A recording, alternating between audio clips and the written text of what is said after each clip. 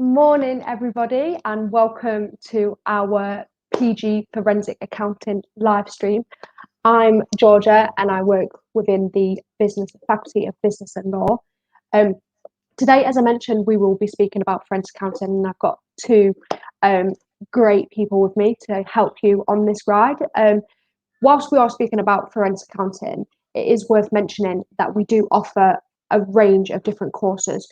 So if during this stream you don't think forensic accounting is for you, don't worry. We have courses from business to economics, law to international relations and politics.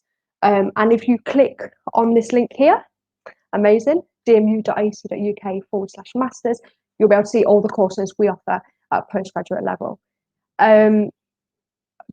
If I can introduce our program leader, forensic accounting, Pascal, and current student, Abdullah.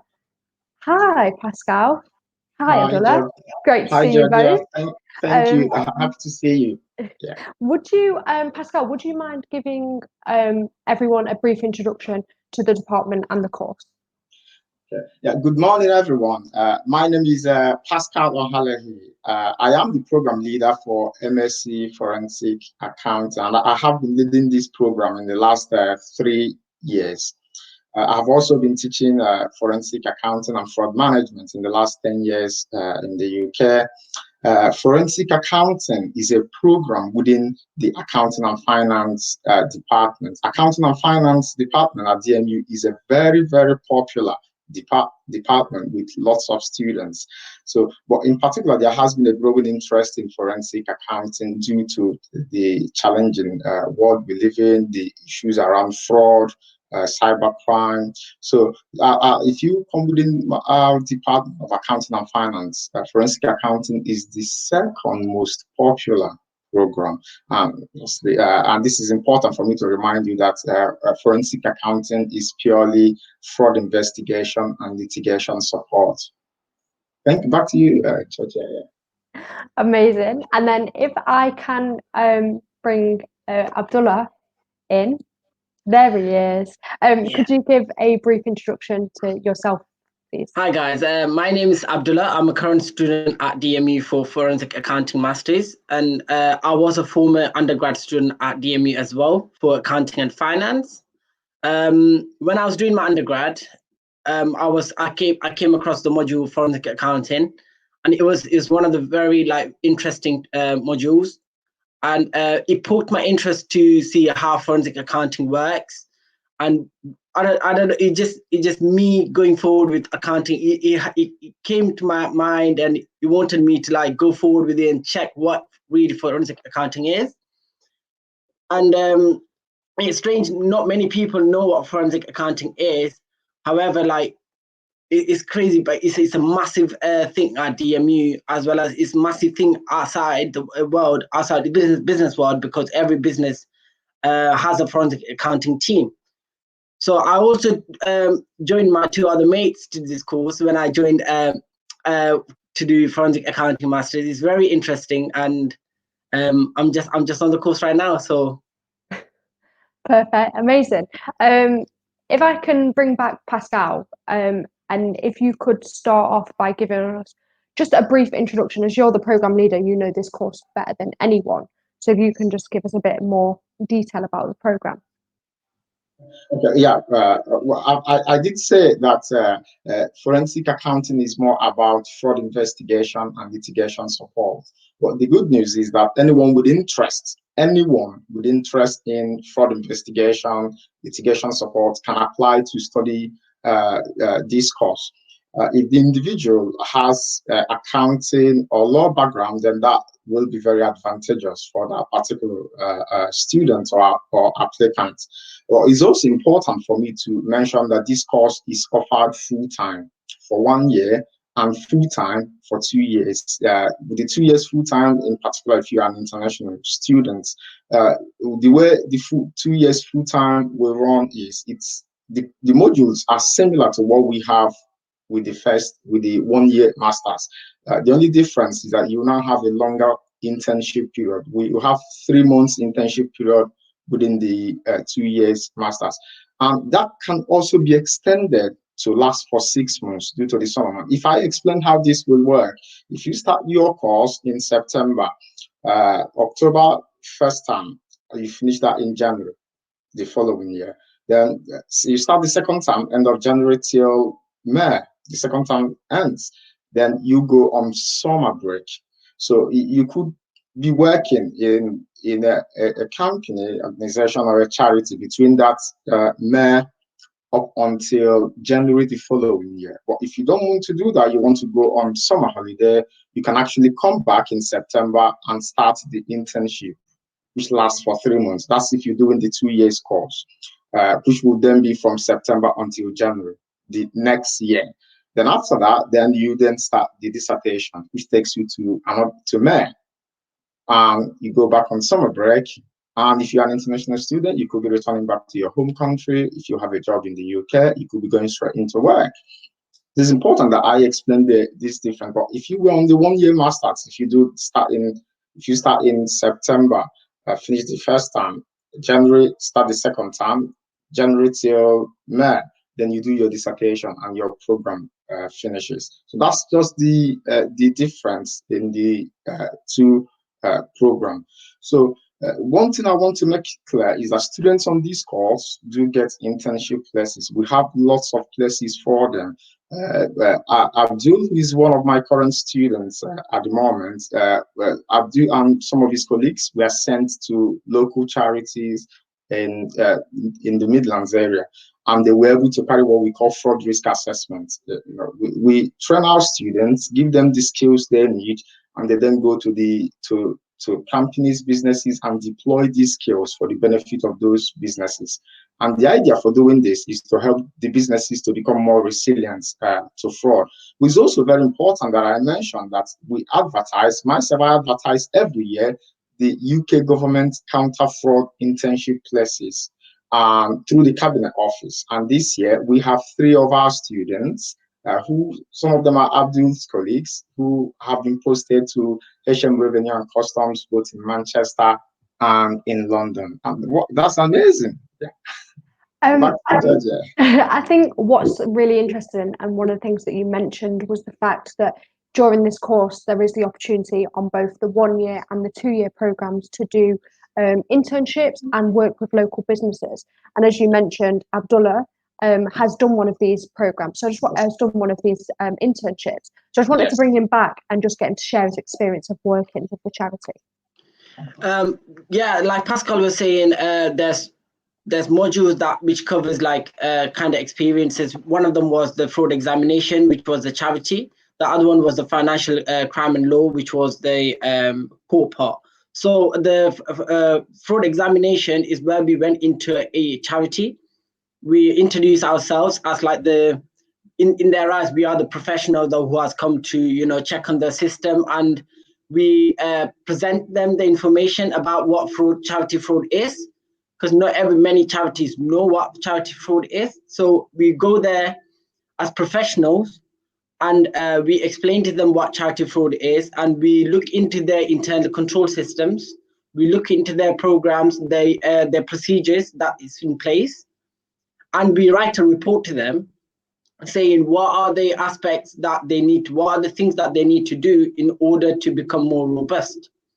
And this is a very valuable experience a forensic accounting master student could have at any point in his career, because at any point in his education life, because this actually helps you put your actual modules and your learning throughout from October onwards to this internship, and allow you to actually experience how people would react, how people would appreciate what you're doing, and actually show you how much of what you have learned will help in your real life work experience.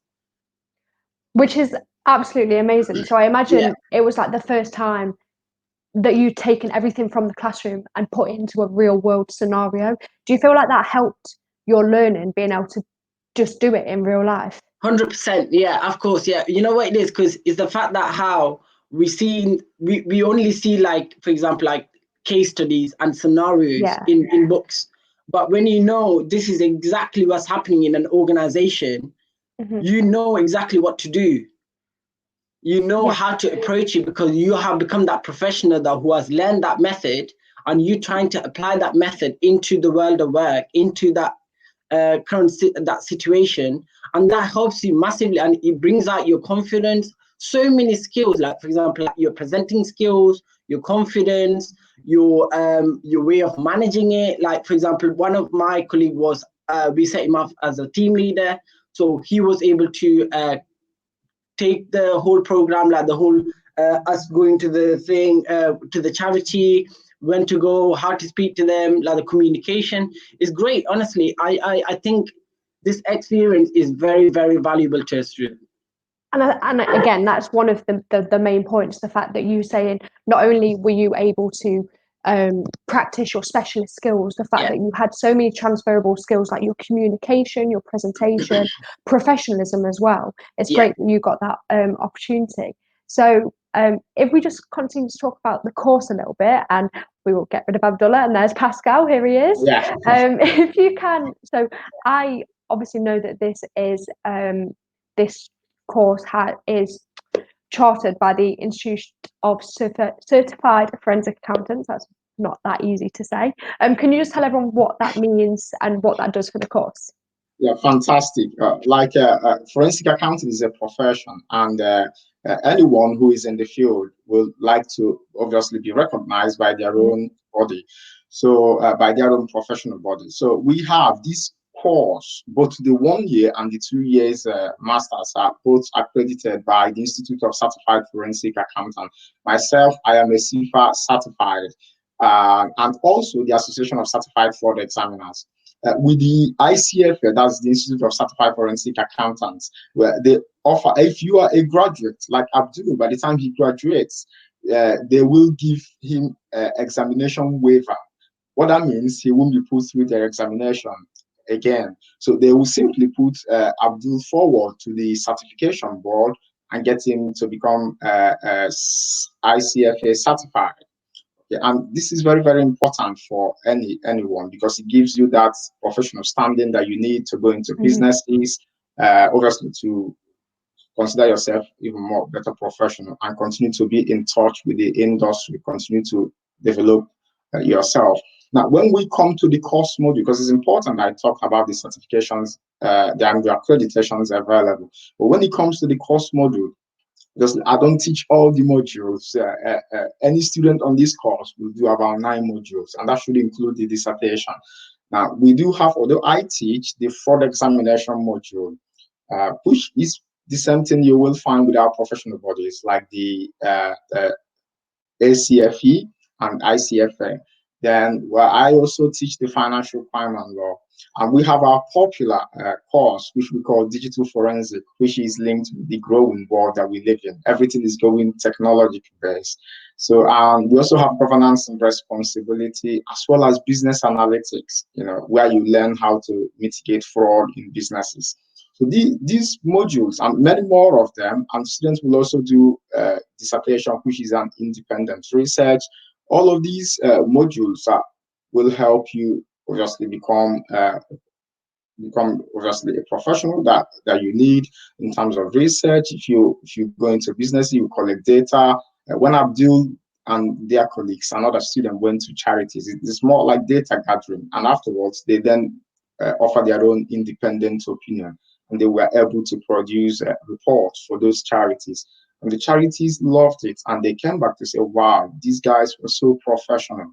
And I was very impressed with all the students that we sent to different charities. Some of them are worth over £1 million charities. So these are big organizations.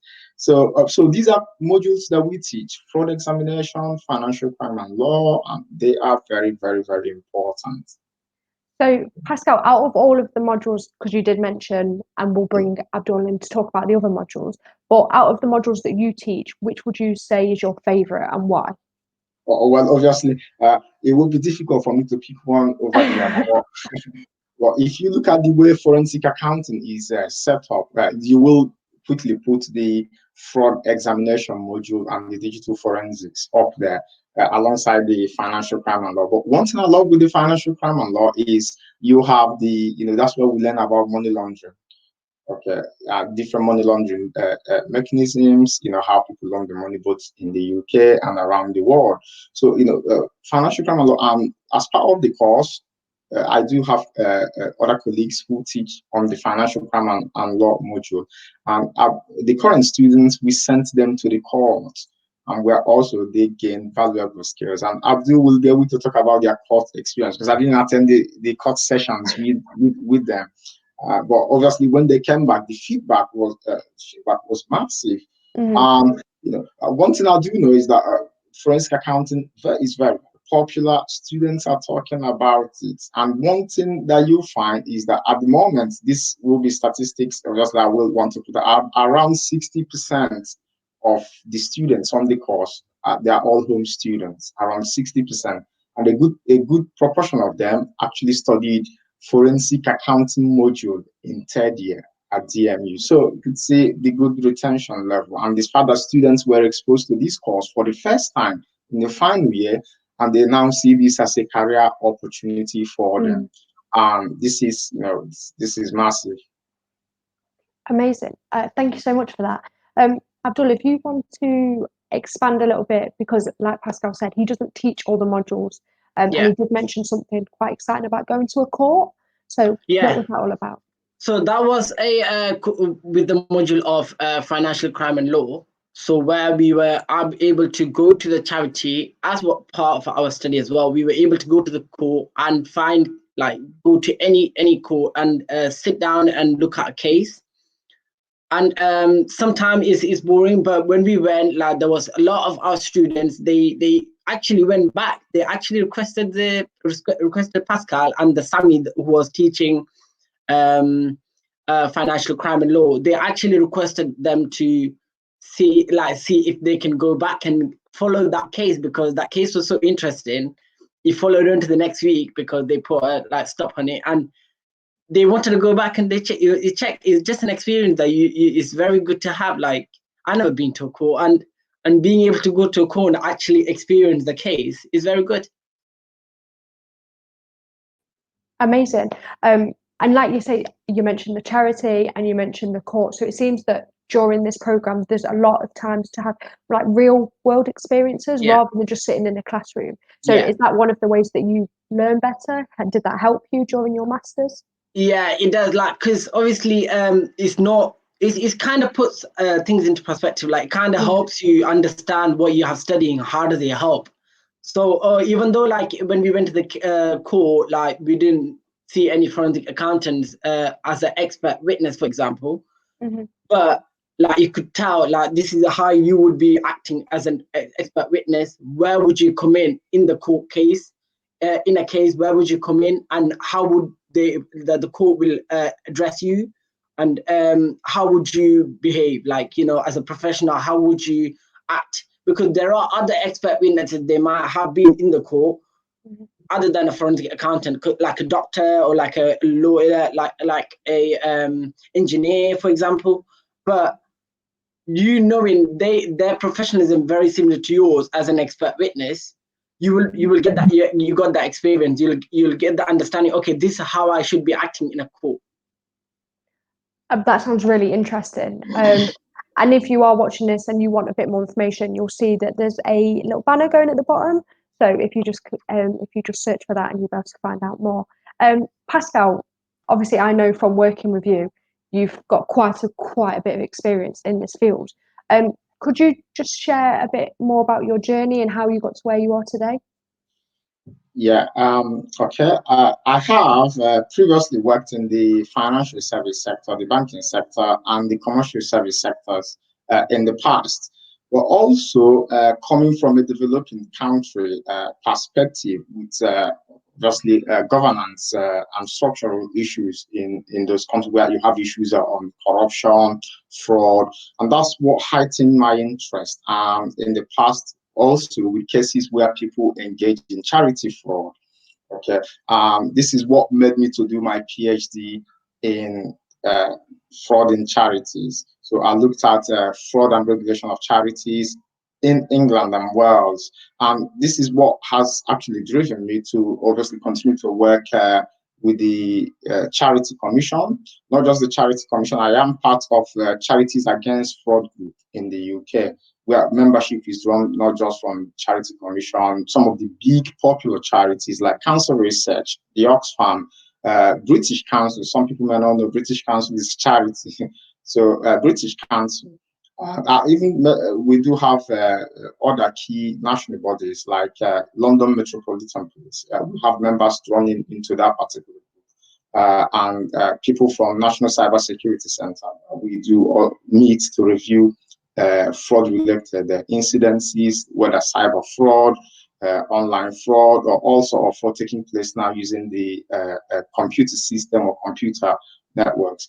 So, but we come together under the banner of the Charities Against Fraud Group, where also I am a judge on the panel for Charities Against Fraud Group, where every year we nominate, charities are nominated and we review what they have done in terms of helping to be more innovative about fraud prevention, helping to make their charities to become more resilient. So we nominate, and with the judges, about 3 of us, we decide who wins the award.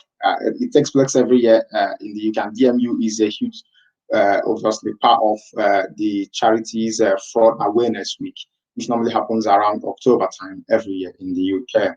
So all of these are my journey and how I've become very much involved with the charity sector in the UK. And this is what I also bring to bear by giving these opportunities to the likes of Abdul and other students, where they go into charities, big charities, and working with them. Some of these charities have over 500 million pounds in reserves, and that's massive. It's quite how I've strengthened my expertise in the area. But also very important to mention, I do quite a lot of research. I have papers on charity, small charity fraud.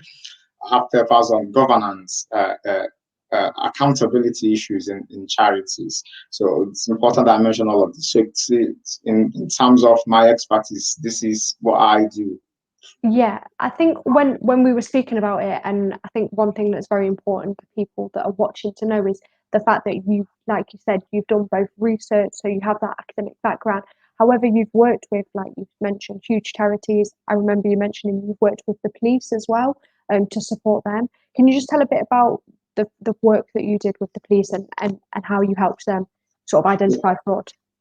What we do is working in collaboration, not working for the police, obviously, as an employee, but working in collaboration together as part of a team to carry out, obviously, mapping on fraud-related incidents. Well, we do that mainly through the Charities Against Fraud Group, because this is very important for organizations to be able to become more, because the problem with fraud is that many people, especially with charities, people think charities won't be victims of fraud. So that's the problem. Someone would say, why would a charity be? Why would someone steal from a charity? Why would someone steal money meant for, to support kids? So, but the reality is that there are people who don't think as much as the rest of us think, who want to take advantage of all of this. So working with the police, supporting them, helping them do scoping and marking, so that they use that in their day-to-day work that they do, obviously to keep all of us safe and keep charity monies safe.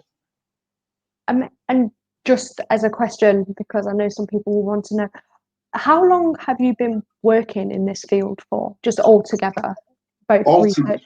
Altogether will be in the last 8 years. Yes, last 8 years, yes.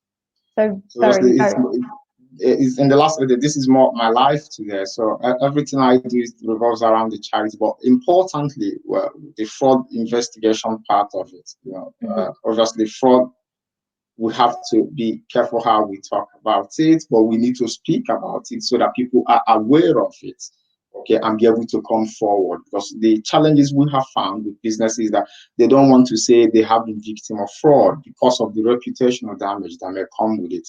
But the truth is, the more people speak about it, the more they strengthen their internal controls and become more fraud resilient. So saying that you've been a victim of fraud should not necessarily be negative to your business or to your charity.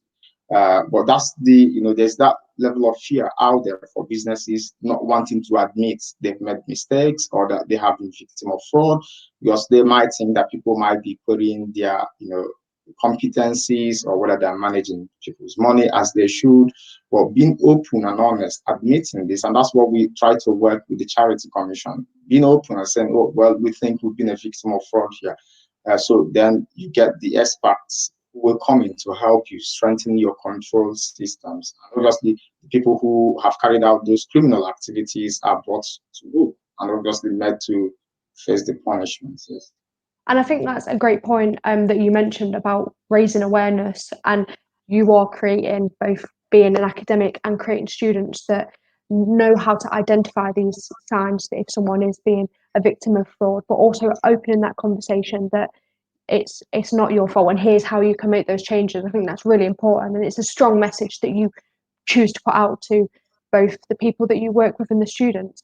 That's brilliant. So Abdullah, how have you found the experience with the academics? Because as you mentioned, you've both been here at UG and undergraduate, and at postgraduate. So yeah. So obviously, like when you have one-to-one meeting with teachers, you have to make appointments and stuff like that. But I think personally myself, like when I have approached teachers and stuff like that, and I think they have been very open arm, like very helpful, and they have been there for you. Like if you need anything, you just need to go like on their opening time, like just go to their open hours, just talk to them one individually, like even if it's your personal life issues or like your actual your education like issues or your module issues, you can speak to them and they would help you to their like higher capabilities. If they don't, then you can't always find someone that will help you. And like you got like student voice as well, so that's also helps you bring your point across. And it's one of those things like you just have to go and ask, like they're always there for you, but it's up to you to go and ask. They're not going to give you everything because they don't know what you want. When they know what you need and the support that you need, then they will come forward and they'll help you. You mentioned then about student voice. Yes. Can you just explain a bit about, because I know obviously you're the course rep for forensic accounting. Yeah. Can you just explain like what that involves and how that comes across? Yeah, so I work with like Chris Odindo, like Pascal, and some other members to have board meetings, for example, where we actually sit down and talk about like people's issues, like students' issues that they're currently facing in the course. There's always a class rep in your course. Like you just have to know who they are, and if you need anything, either whether it's personal or your like educational wise, if you have any problems, like you can't reach out to those class reps. They are the kind of the bridge between the teachers and the students. So they bring your voice across to the teachers, and if the teachers are not helping, then they can't go forward, and they will always help you. Honestly, I basically what I do, Chris Odindo and everyone has decided to give us a space at the bottom of in the ground floor of UAston, where we have a one-to-one session, just like teachers having their one-to-one meeting with students. We have our one-to-one meetings with students as well, fellow students. So what happens, they come in, they tell me what the issue is, and I take note of that, and I bring it forward where it's applicable, who to bring it forward to. And this helps massively because you need someone, if you need someone who you want to speak to, we are here, like, not as a teacher, but I'm here as a student because I might understand their situation better than a teacher. And because I'm a fellow student who's in their class 24/7, they feel like they have more comfortable level with me. Then they approach me and say, look, this is what's happening in my life and this is affecting my studies. Then I say, look, this is why you should go forward. You should speak to these people, and see what you can gain from it. Perfect. And obviously, just before you were sharing your experience with the academics and how they support you, is that one of the main reasons that you chose this course, or was there anything else that? It was definitely one of the main reasons, because you do look at, like, for example, like you do look at Pascal. Yeah, you look at their approach to things. You do look at what overall forensic accountants do, and basically what happened, like when we look at them, they they have that kind of integrity, like the ethical part of it within them, like implanted within them. They're not acting, they're just being themselves, but they behave in such a way. It's just very professional, but it's different to other teachers. Like you can tell the difference. And even when I was doing my third year module, I came across CJ Oscar. I came across various other teachers who does forensic accounting, lectures and classroom, or what do you call them? You could say seminars. And they actually act very, very professional. And they are, like, for example, Pascal was one day saying, I don't want to accept your gifts.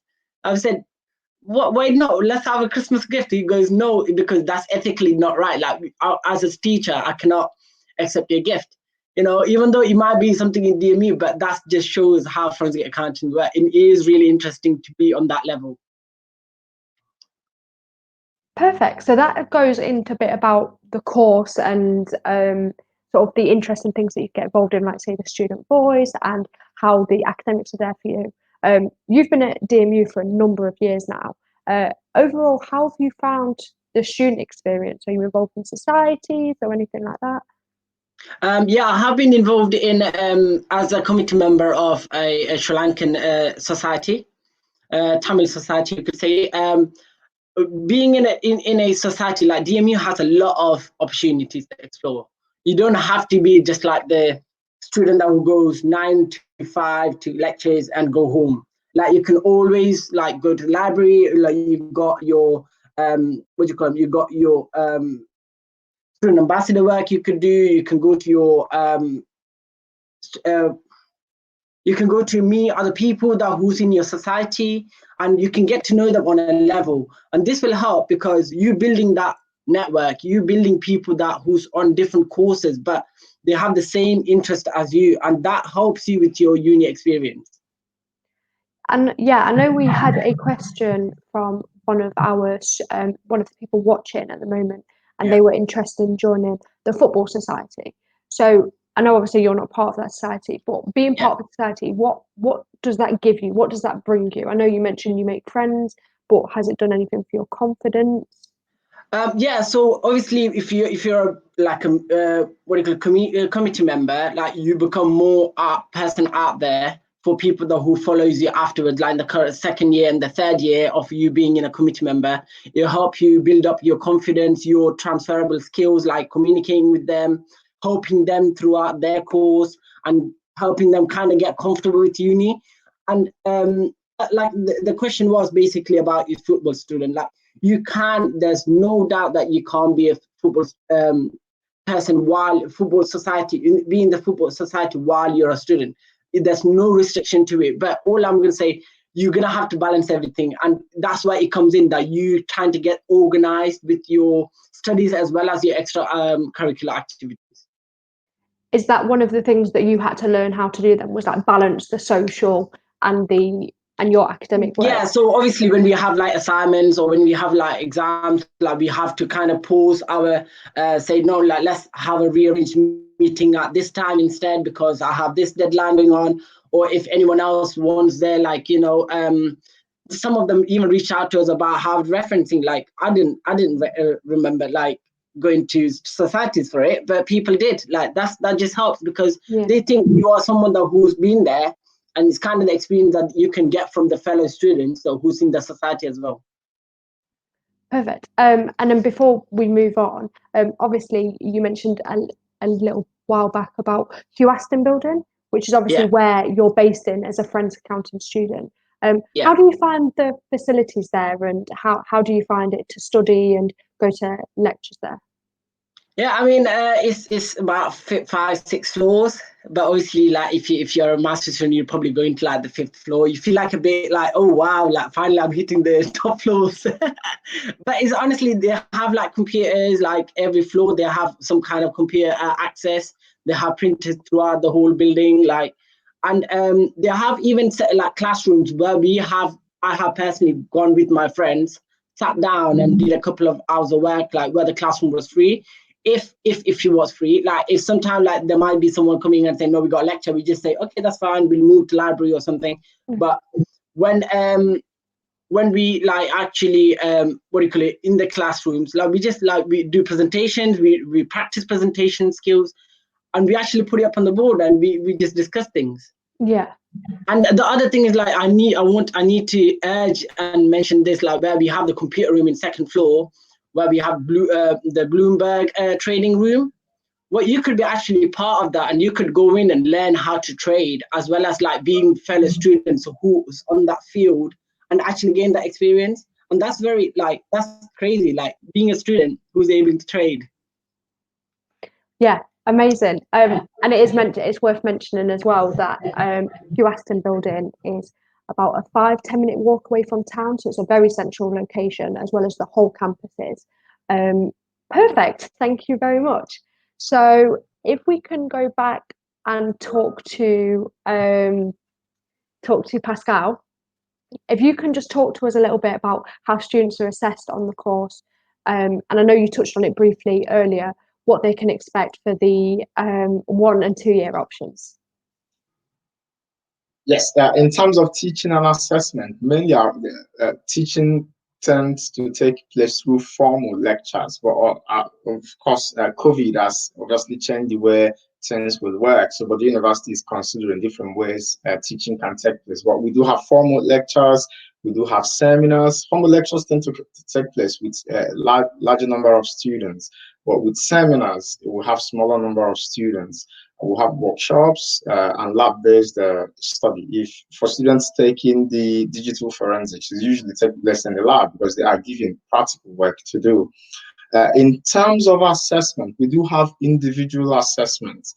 Obviously, each module is assessed differently, but we do have a wide range of assessments across all modules. We also do have group coursework because in terms of people working in, while it's good for students to do individual coursework, but also group coursework is important for if you are in a formal organization, you will work in groups. You know, you do have projects, you have to work with people. So this is where students can gain valuable skills, you know, how to work. Like when we sent out, when we sent Abdullah and other students to charities, put them in groups and get them to, you know, develop other soft skills that will help them, you know, how to communicate, you know, have a team leader, you know, how they work together, and that is very important. But also, students are assessed via examination on this module, and the reason, particularly for 2 modules, the fraud examination and the financial crime and law. The reason I put examination on those modules because if you want to become, say, ICFA certified, you know, they do have exams. Although my students have been offered exam waiver for the ICFA for them to become certified forensic accountant. However, the Association of Certified Fraud Examiners wouldn't offer waiver, so they make our students do the exams. So, but the fraud examination module is identical to what you will study there. So once you finish the module, you are in a good place if you do the exam to pass it. So we also have lab-based assessment as well. The big one, the independent research, where students collect data and write quite a good piece of work. That's their dissertation. So these are all our assessment methods that we tend to employ on this particular course, both for the 1 year and the 2 years masters. Amazing. I know something that Abdul mentioned a moment ago was the fact that like an open door policy at DMU, and you have teaching contact hours. So how many hours would a student be able to like speak to you if they needed that extra support? Well, for me, Abdul could attest. You know, my office door is always open. Students see me anytime, anywhere. So because I'm always there for them. Although we do have what we call advice and feedback time, where we allocate at least 2 hours a week. Where students can come in and speak to us about their module. But also, I am the personal tutor for all the students who are enrolled on MSc Forensic Accounting. So they can come to me and talk to me on anything, then I can then signpost them to the relevant places within the university to get the support they need. Okay. I'm there as the person tutor, and I speak to them, I meet them all the time to talk about some of the challenges they face and how they can get the right support that they need. So you mentioned that you're a personal tutor for the forensic accounting students. How big are the classes usually for the program? This year, I have about 25 students this year, so it's a decent size, and it's good for students because they know themselves. But what we have seen, there is a growth trajectory for this course, a lot of interest. So a lot of students have offers already on it, and that the number will exceed massively. But obviously, I have to keep the class size at a manageable level to continue to enhance that student experience. The students get to know themselves and obviously enjoy the course. Yeah, I think again, from working with you, one thing that I notice is you know everybody in your program, and you have built really good academic student relationships with them. So it's great to know that you're there for them on not only an academic level but also personal level. So I imagine that a lot of them really do appreciate that. Following on from that, we've had a question from Rifat, who would like to know what the fee payment plan is and what scholarships DMU offer to international students. So all of the information can be found at our scholarships page below. We will also put the link in the comments. So if you just click on that, you'll find out everything you need to know. Pascal, is there anything that you think you'd like to add? Of course, in terms of scholarship, you've really mentioned it. Obviously, our website shows everything, but I do know that students who've been formers or who've studied undergraduate at DMU do get significant tuition fee discounts or scholarship to support them. But I think Abdul, who is a current MSc student and who was a former undergraduate student, will be able to talk based on what he's been given, so that other students who are hoping to join will be able to see what has happened there, what he has got in particular is.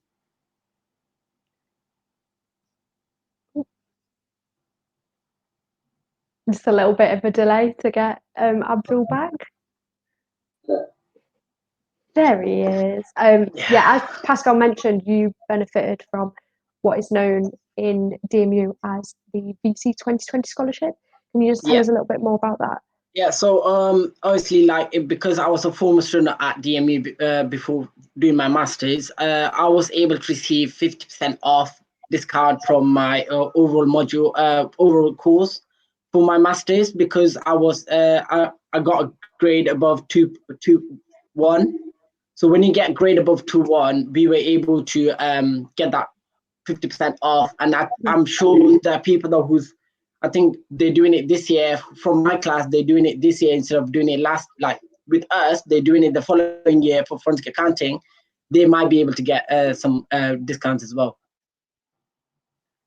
Perfect. And I suppose that was one of it helped you make the decision to stay on at DMU as well as a student. Oh yeah. So it's kind of like a loyalty, like where you have already been at DMU before, so they kind of want you to stay there. So it does help, especially like if you're a student like who's paying, and if you're paying yourself, like you're not looking for any funding, like it does help for you, because imagine like you're paying like £7.5 grand, and out of nowhere it's actually reduced to £50, like 50% off of that. For me was a massive impact on my earnings and massive impact on my choice of doing the masters as well.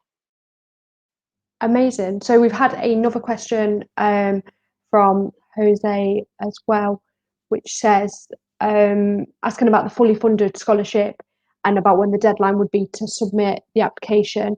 Again, you can find all of the information on the link below, and we will put it in the comments as well. So the scholarships that you're interested in should all be there, and you can find out any information you need. Perfect. So obviously another interesting part of postgraduate study is the career prospect.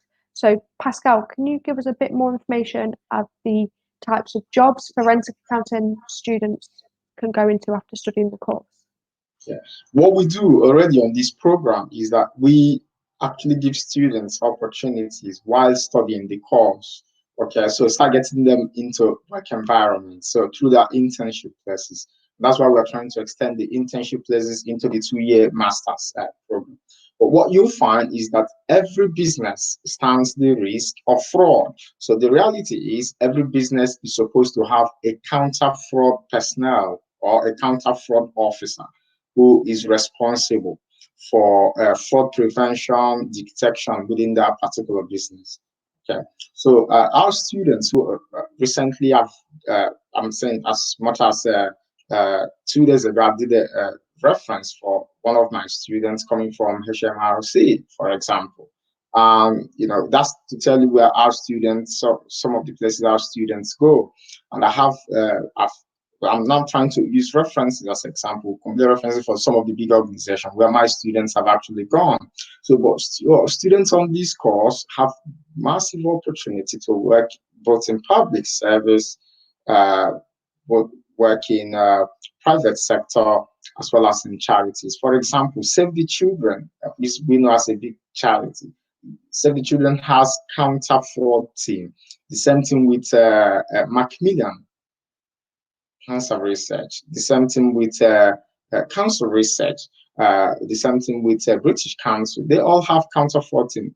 Same goes to businesses, the financial institutions. You have people responsible to dealing with fraud. And that's the massive opportunities. And it's important that I mentioned that forensic accounting course, DMU is only one of the 4 universities in the UK delivering forensic accounting education. So in terms of, we have more places to fill than the students actually coming to the course.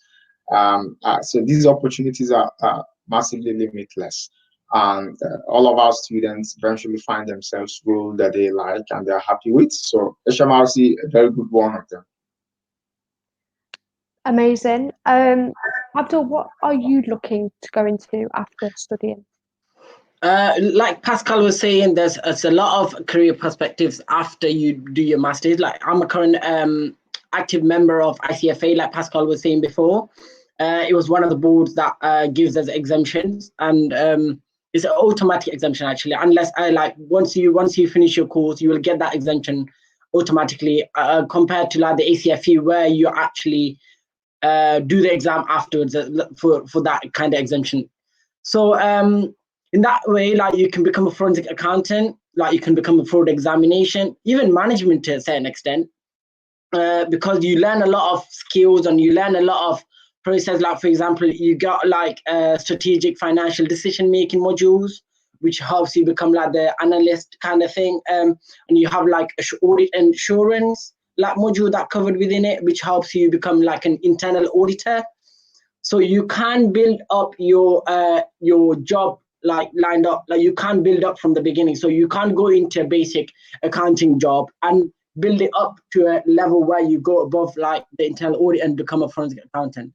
At the same time, Pascal was mentioning about the HMRC bit, where there was 2 of my friends, like my mates that who I know from 3rd year, they actually got accepted into cabinet and the HMRC job roles, which is great. I mean, when Pascal put that out there, like they were able to like explore that and get that job because they have that kind of knowledge and the skills at that moment. They had it, which they were able to get that job straight away. So amazing.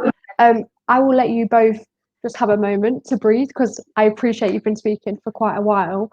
And then we're going to go into some of the questions that we've had. So I can see from the comments we've had a question from Henbar. So when this course begins, and I know we've replied to it as well, the course starts in September 2020. And as Pascal mentioned, you have the 1-year option or the 2-year option, depending on if you wanted to do an internship or not. So I did say Pascal and Abdul were going to get a break. It wasn't a big one. I'm not being that nice today. So we've got a question from Salma, and this one is for Pascal. So what does it mean if I want to take an ACCA? Will this help with getting a graduate job? Okay, well, this course does not provide ACCA exemption, this particular course, but it's important for Salma to know that the applied accounting course, accounting and finance, could help the students, obviously, towards that particular route. My course, it's a different professional body that covers that, which is the ICFA, the Institute of Certified Forensic Accountants, and the Association of Certified Fraud Examiners. So with the ICFA, you get exemption. So I would obviously signpost Salma to look into applied accounting and finance programs at the Montfort University, and that route will be very easy. Yes. Perfect. What we'll do, Salma, is we will post a link to where you can find all of our accounting courses, and as Pascal said, you can have a look and see which one suits you better. Amazing. So the next question we've got is from Mohammed, and this is for Abdul. And this is, what are the main benefits of postgraduate study? Well, as from my study, what I have learned is like, for example, we have already touched on this before, like where we're talking about the charity examination report that we built on, that we did for the charities, like the court meetings that we had, and like also various of like using digital forensic right now, which we are using like a software which costs a lot for DMU, and then we're using that software to break down an image like has a lot of information about a case study, and we are doing an assignment on that. So that helps you become a better like career person. So postgrad actually does help you build on your career far more than undergrad. Like it gives the organization that you're applying for, it gives the employers like the view of, wow, like this guy has more knowledge than we expect for a certain area that they're applying for. For example, if I was to apply for a financial assistant, for example, they would think, no, this guy has more than that. Like it would be more beneficial to have him here to build up on it from there and to become someone like forensic accounting in the actual workplace. Perfect. So from the final question, and then I've got a couple of questions for you guys that I'm going to put you on the spot a little bit, so I apologise, but I think it's some things that people would like to know. So from Ravina, she's asked, what's the government funding like for postgrad courses? Are the fees covered by a government loan, and do we receive a maintenance loan like we do for undergraduate study? Again, what I'm going to do so you get all the correct information, and you've got it there to hand, is the ticker banner will come along at the bottom in a second, and the link is also in the comments. So if you just click on there, you'll find out all the information that you need to know about that. So now that we've got all the questions, and I'm just looking at the live comments to see if there's anything else, I just want to ask a couple of questions to both Pascal and Abdul about, there we go. So what I'd like to ask you both, and we'll take it in turns, is Abdul, for you, going from undergraduate to postgraduate, what are your top, let's say, 3 tips to get someone prepared for postgraduate study? To be honest with you, like I don't know what I was expecting, honestly. Like I just knew like there's something that I need to like go forward with. Like I chose, while I was on holiday, I was like, you know what, I need to do forensic accounting masters. So it was just one of these things, like you just had to get out your comfort zone and think like, you know, is this actually what's going to benefit me? And from my previous like study, like I thought, no, like what do you need to do in order to stand out from others? Like obviously there's so many forensic accounting students out there. There's so many accounting and finance students out there, but how many forensic accounting students are out there? That's the question. So when I was doing this course, this was in my head, like I was thinking, okay, there's only 5 actual university in the whole UK that's doing forensic accounting. And when you learn about forensic accounting, you can see there's a massive gap in it. Like you'll see if you already a 3rd year student in forensic accounting module, you will know like there is not much that you know, not many people know about forensic accountants. So especially like when I went into the charity, I said, oh, we are forensic accountants from DMU. They were like, whoa, what's that? Like, they didn't know what we were there to do. So we have to give them a whole presentation on what we are there to do to help them become a more robust charity. So your top tip then would be to actually be passionate about what you're going into. Yeah, so you need to know, obviously you need to know like why you're going into it. Like when you know you like something, you do better. Yeah. Oh, sorry, there might have just been a little, it might have been I apologize. Right. And then if we just bring Pascal just for a final point, to you, Pascal, for students that are thinking of doing a postgraduate course, whether it be forensic accounting, one of our other accounting and finance programs, what would you say that they need to know before they decide to take on postgraduate study? Because it is very different to undergraduate. Yes, obviously, postgraduate studies, just from available research, shows that it adds extra bits income to anyone's career prospects anywhere. So if any student chooses to proceed to study at postgraduate level, it is quite very advantageous for businesses, and because they learn quite massive skills. But in particular with forensic accounting, what I'm trying to say, come on, join us. Come on, join us and join the large fraud fighting team that we want to build around the world. Because some students may be surprised. When COVID-19 started, there were a number of false, fake links people created and to take money off, genuine people in this society, so, and this is what we're trying to do in forensic account, get people to understand how criminals exploit vulnerabilities, whether within the system, within businesses, and give you the skill sets that you need to be able to prevent and deter those from taking place. So what I would want to say, it's good to be part of it, because forensics accounting is a fairly young discipline. It's very young, but it's massively growing. And because in the UK, the government has a program for counter fraud.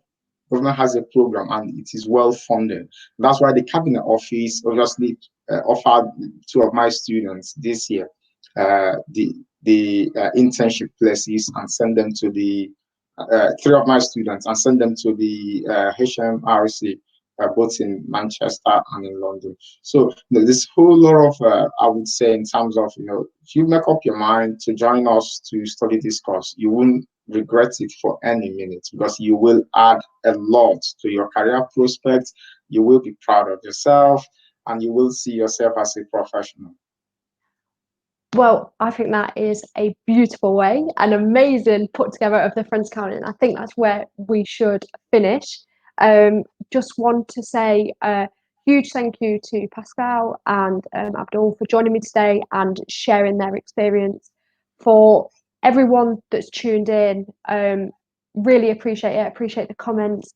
If we haven't got back to you, then you can follow us on Twitter and Instagram and ask any questions that you feel. You can also email inquiry@dmu.ac.uk and they'll be able to answer any questions.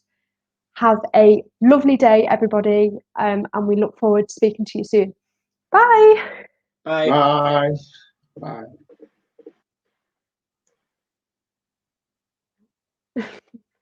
Say bye.